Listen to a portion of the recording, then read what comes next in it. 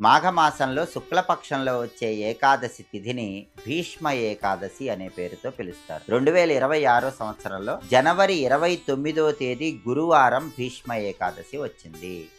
భీష్మ ఏకాదశికి ఉన్న ప్రాధాన్యత ఏంటంటే, మాఘమాసంలో శుక్లపక్షంలో అష్టమి తిథి రోజు మహాభారత యుద్ధంలో భీష్ముడు శరీరాన్ని విడిచిపెట్టాడు. మాఘమాసంలో శుక్లపక్షంలో అష్టమి రోజు భీష్ముడు శరీరాన్ని విడిచిపెడితే దాన్ని భీష్మాష్టమి అనే పేరుతో పిలిచారు. కానీ అష్టమి రోజు శరీరాన్ని విడిచిపెట్టిన భీష్ముడి కోసం స్వయంగా శ్రీకృష్ణ పరమాత్మ ఒక ఏకాదశిని ప్రత్యేకంగా కేటాయించాడు.